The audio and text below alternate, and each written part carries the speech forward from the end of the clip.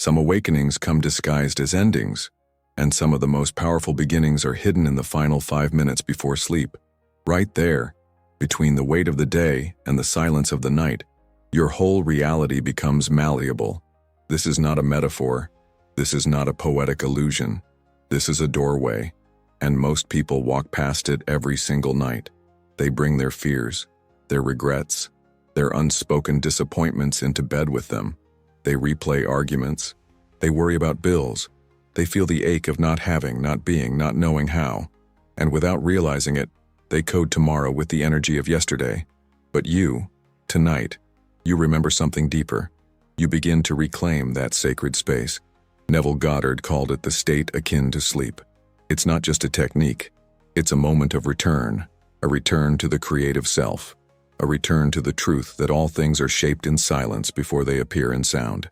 Right before sleep, your brain slips into a biological twilight. The beta waves that kept you surviving start to dissolve, and in their place, the alpha and theta waves emerge, like the ocean softening after a storm. In this space, your subconscious, the real builder of your reality, is listening, watching, waiting, not for effort, but for coherence. Bruce Lipton speaks of this moment as the true temple of transformation. It's where beliefs override genetics. It's where emotion carves new neurological paths. This is not just theory, it's biology. And yet, how many nights have you surrendered this sacred portal to scrolling, distractions, inner noise? You're not wrong for that. You're not lazy or broken. You're simply unaware of the magnitude of this invisible moment. But now you're aware, and awareness is the key. This is your invitation, not to try harder, not to visualize more perfectly, but to end each night from the identity of the one who has already received, to lay your body down not in exhaustion, but in alignment, not with anxiety, but with reverence, because what you assume in those final 5 minutes becomes the blueprint of your tomorrow. The world doesn't respond to your effort. It responds to your frequency, and frequency is chosen, not earned. So tonight, you stop letting the day end you. You begin ending the day with conscious authorship. You script the next chapter not with fear but with embodiment. You feel, even if only for a moment, what it means to be the one who already has, the one who already is. This is the real work. Quiet, intimate, invisible, but entirely powerful. You're not just falling asleep. You're giving your subconscious a story to build with, and it's listening, always listening. There is a strange grace in the realm of sleep, a grace that bends time. When you enter the state akin to sleep, SATS, with emotional precision and identity clarity, something begins to shift that logic cannot explain. The mind believes in sequence, the heart knows about spirals, and the subconscious, when moved correctly, collapses distance entirely. It doesn't ask when or how. It simply takes your dominant assumption and begins to mirror it in the outer world. Not later, but now. In a way that makes 48 hours feel like the fulfillment of a prophecy you didn't even know you were writing. Neville Goddard understood this. He taught that time is not a barrier to manifestation. Consciousness is. The delay you feel is not a sign that it isn't working. It's a reflection of your own inner split, the part of you that wants the result fighting against the part that quietly doubts it. Expecting something while questioning if it will really come is like planting a seed with one hand and digging it up with the other. The universe doesn't rush, but it doesn't hesitate either. It responds precisely to your state, not your wishes. When you enter the sleep state carrying a coherent vibration, when your emotional body, mental picture, and inner dialogue are aligned, you enter the same neurological space that children live in naturally. This is theta, the place where stories become identities, where beliefs form like ink sinking into water. That's why a single aligned night can sometimes do more than 30 days of scattered trying. When you impress the subconscious at the right depth, results seem to arrive out of nowhere. But they didn't come from nowhere. They came from you. And yet, it's not a trick. It's not about manifesting fast. It's about manifesting clean. The clearer the assumption, the quicker the reflection. The purer the state, the shorter the distance between inner vision and external fact.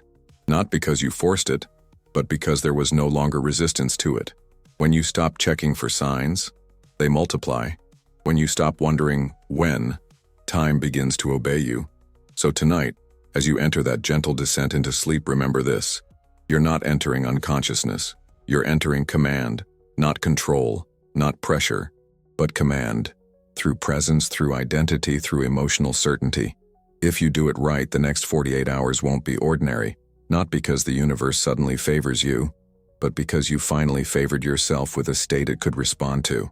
And when that happens, reality begins to move at the speed of your belief. There's a kind of silence that enters the room before sleep. But not all silence is peace.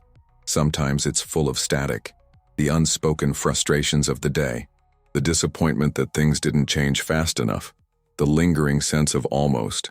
And though the body rests, the energy does not. It carries into the night like smoke, filling the sacred space where creation was meant to happen.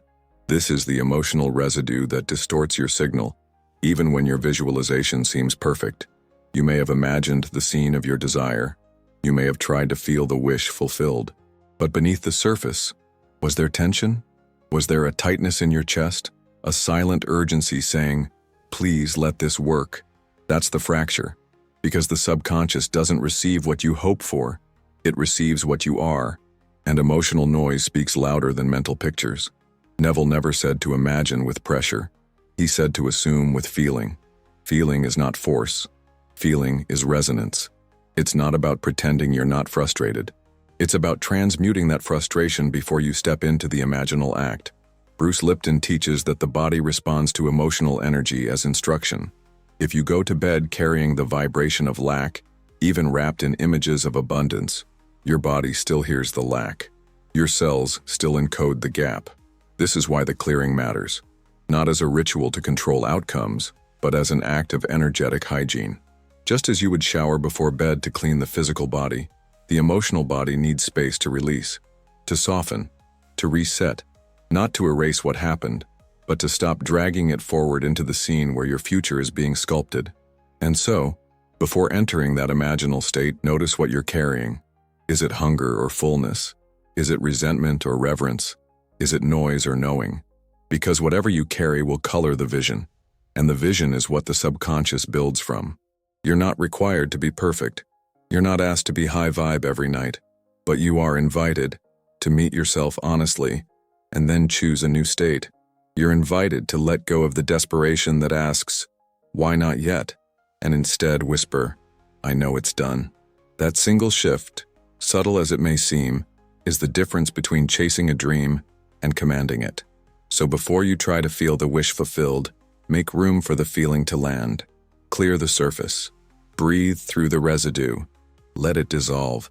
Not because you're trying to be spiritual, but because the cleanest creation comes from an undistorted frequency. And in that clarity, even silence becomes power. Your sleep reveals who you believe you are. You can't trick the subconscious. You can't decorate a belief system with pretty affirmations and expect transformation to unfold. The identity you fall asleep with is the one that casts the energetic mold for the reality you wake up to. And while the mind can pretend, the body knows. It knows when you're still carrying the identity of the one who lacks, even as you try to imagine abundance. It knows when you're silently apologizing for your desires. It knows when you don't truly believe that it's already yours. The subconscious doesn't respond to what you say. It responds to what you accept as self. That's why the most important shift is not in your vision, but in your identification. Not what you want, but who you believe you are. When Neville Goddard spoke of assumption, he didn't mean wishful thinking. He meant the invisible costume you wear in the theater of your inner world. The I am that colors your every perception. And before sleep, this I am becomes incredibly powerful. It passes straight into the subconscious like a whispered command to the architect of your future. So the question is not, am I doing the technique right? The question is, who am I being as I enter sleep? Are you the version of yourself who still waits to become? Or the one who already is, calmly, unshakably, already there? When you shift identity, everything else follows. Not instantly, perhaps, but inevitably. And here, simplicity becomes sacred. Before sleep, let the final phrase you breathe be a declaration of your chosen identity. Not loudly, not performatively, but gently, like a sacred promise. I am already free. I am already chosen. I am already the one who lives this life. Whisper it, not to convince, but to remember. Let it settle into your chest, not as a statement to the world, but as a signal to the self beneath the roles, the self beneath the story. In this space, you are not scripting to get something. You are scripting to become something, to become the energetic match of the reality that already exists in higher form. And when you rest from that identity, not in need but in knowing, the subconscious receives a different kind of order, one that does not ask, but declares, one that does not seek, but embodies. And embodiment always outshines effort. Sleep then becomes not escape, but embodiment, not disconnection, but alignment, not an end, but a transmission. The moment the body lets go, the true identity takes over, and that identity is either shaping your life with confusion or with clarity. Either way, it is always shaping. Choose carefully, choose gently, and let who you are lead the way. Before we go on, pause for just a breath. If something within you is starting to shift, even slightly, then you'll want to check the pinned comment. There's something there waiting for you, not information, confirmation, a reminder of what you already know but maybe haven't fully claimed. Take a moment, then come back, because what we're about to explore next will meet you at a whole new frequency. Imagination is not passive, it is the womb of your reality, but there's a subtle distortion that dilutes its power. A way of visualizing that looks beautiful but creates no movement. It's when you see the life you desire like a distant movie, a scene unfolding, but not one you're inside of, not one you're living. You become the watcher, the observer, the one who still waits to step in. And in that gap, manifestation slows, because the subconscious cannot fulfill what you don't fully embody. Neville Goddard was precise. He taught to enter the scene as if it were real now. Not as if you were dreaming of it, but as if you were remembering it. The difference is vibrational. When you watch yourself in a perfect life, you're affirming that it is not yet yours. You are placing it on a screen that says, maybe one day. But when you close your eyes and feel the bed beneath you turn into the mattress of your new home, when you hear the voice of a loved one celebrating your success, when you stretch your fingers and feel the keys of the car you chose, you are not visualizing. You are relocating. This is what makes sleep so potent. Your body is already letting go. Your thoughts are already slowing. And in that threshold, what you feel becomes a command. The more sensory, the more effective. What does the air smell like in that reality? What time of day is it? What are you wearing? What is your body posture in that scene? These are not distractions. These are codes, because the subconscious doesn't speak in logic. It speaks in symbols, in senses, in sensation. And there's another truth. The more natural the scene feels, the faster it is impressed. Not grandiose, not exaggerated, but deeply personal. A conversation, a gesture, a smile, a moment, not of desire, but of already. You're not watching it happen. You are the one it's happening to. And that shift, subtle but absolute, is what collapses the gap between imagination and embodiment.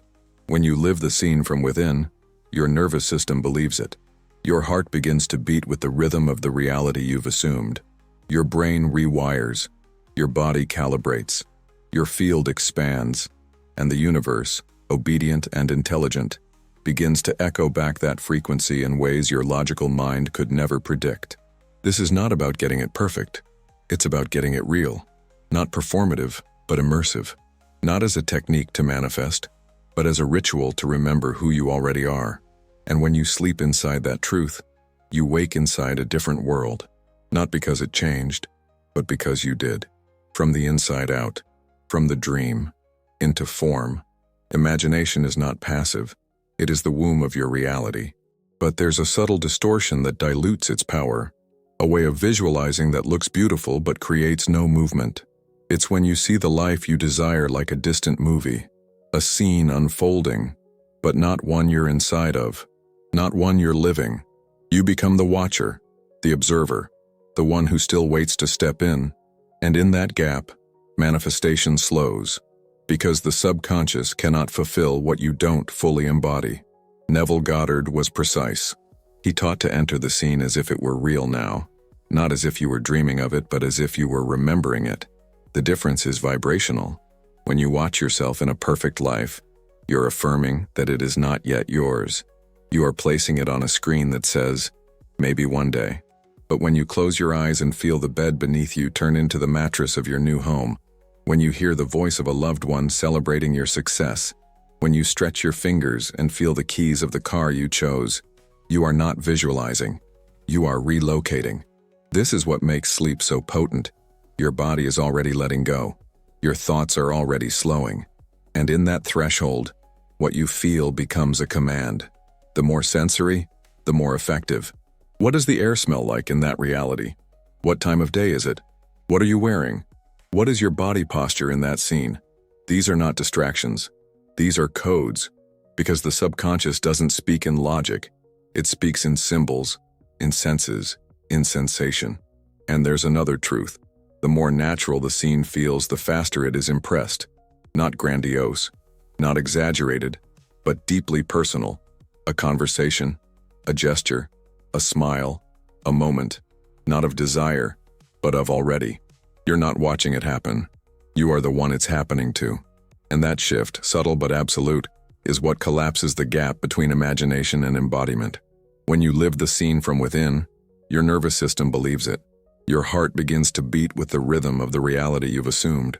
Your brain rewires. Your body calibrates. Your field expands.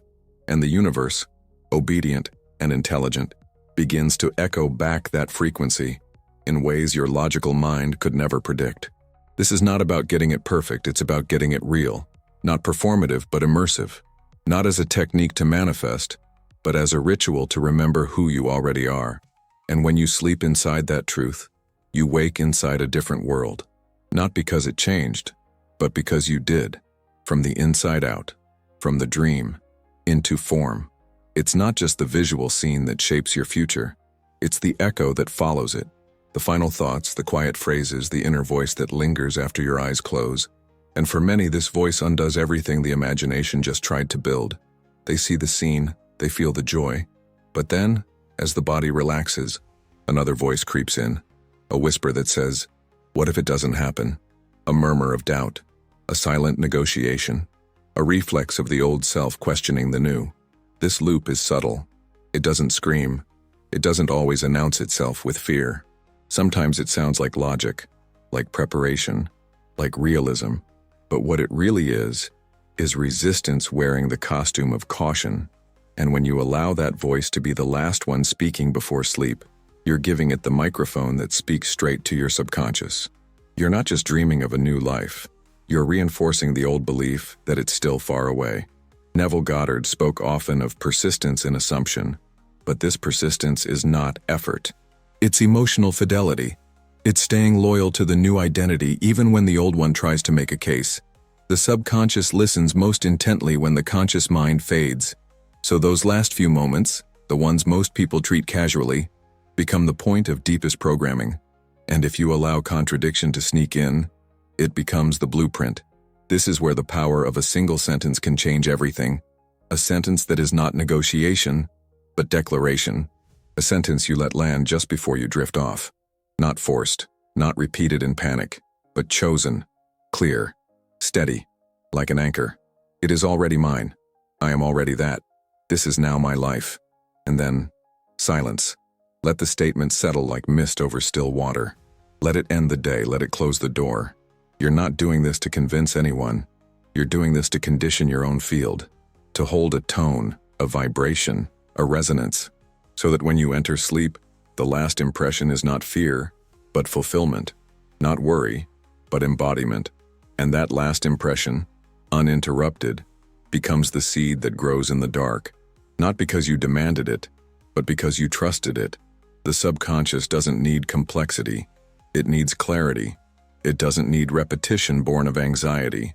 It needs a frequency you return to without wavering. And the easiest way to maintain that frequency is to choose a final thought that feels like truth. Not hope, not reaching, just truth. The kind that doesn't need to shout because it already knows. And when that truth becomes your final word, the next day begins to mirror it, quietly, faithfully, without effort, because the command has already been given. Imagination without emotion is decoration, a pleasant picture, a hopeful scene, but it doesn't move the subconscious. It doesn't alter the field. Neville Goddard's most often repeated phrase, "Feeling is the secret," was never about vague positivity. It was about precise emotional resonance, the kind of emotion that rewires belief, that reprograms biology, that fuses inner vision with outer manifestation. Science has now caught up with this ancient truth. Bruce Lipton's work in behavioral biology shows that the body doesn't wait for the event to respond. It responds to the emotional signal. And when that emotional intensity is paired with clear imagery, neural encoding deepens. The brain begins to perceive the imagined experience as if it's real. Hormones shift, cells recalibrate. Identity starts to morph from thought into embodiment. But this isn't about forcing big feelings. It's about evoking the right ones, the ones that match the state you're choosing. Not desperation, not hope, not urgency, but certainty, gratitude, relief, joy that feels so real it leaves a trace in your nervous system. Your subconscious isn't asking for drama, it's asking for truth, felt truth. There's a reason ancient initiates practiced emotional alchemy. They knew the language of the divine wasn't spoken, it was felt. They entered dream temples not just to visualize outcomes, but to merge with the vibration of having. Because emotion is what stamps the scene into the subconscious.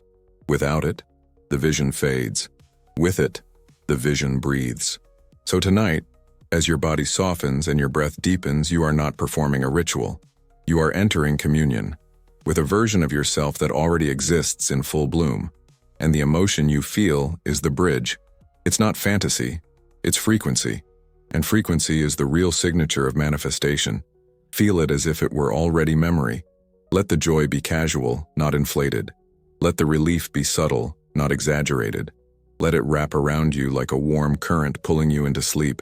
You are not asking for anything. You are remembering what's already true. And in that remembrance, your entire field begins to adapt. Reality starts bending toward the scene, not because you commanded it, but because you felt it, deeply, naturally, unshakably. And when you sleep in that intensity, not theatrical but real, you plant a seed that needs no further convincing. It has all it needs to grow, and it begins, quietly, immediately, from the inside out. Dreams are not just random fragments of the subconscious. They are echoes of the energy you've cultivated in silence. What you feel, embody, and assume before sleep often shows up not only in your dreams, but in the events that follow. Not because the dream caused it, but because your state before sleep became the dominant frequency your world began to reflect. This is the sleep bridge, a metaphysical passageway between inner certainty and outer confirmation. And it doesn't work by force, it works by coherence. There are stories of people dreaming of encounters, windfalls, reconciliations, and waking to find those experiences unfolding almost eerily in the days that follow. Not as coincidence, but as response. The dream was not prediction, it was preview. The subconscious, unfiltered by waking resistance, shows you what you've begun to truly assume. It reveals what you're now aligned with, not because you chased it, but because you became it. Neville called this bridge of incidents, the natural, often untraceable path by which your assumption moves into visibility. It is not linear, it is not logical, but it is exact. The moment your inner world stabilizes into a new identity, the external world rearranges to match it. Not because you calculated the steps, but because the steps were activated by state. The sleep bridge works best when you release the need to control the how, when you simply fall asleep in the feeling of the wish fulfilled and let the subconscious take over. What you see in dreams can be symbolic or direct. It doesn't matter. What matters is that you feel the convergence. You feel the shift. You wake not with questions, but with a sense of inevitability, a soft certainty that something has been set in motion. And this feeling is not delusion. It is alignment. It is the result of a night where your final state was not confusion, but clarity. This is how timelines collapse. Not through pressure, but through alignment so precise the old pathways dissolve. The weight dissolves. The need dissolves. What's left is the unfolding, gentle, unexpected, exact. Because sleep didn't just rest your body, it delivered the message to the field. And the field never forgets. It responds, always, to the depth of your becoming.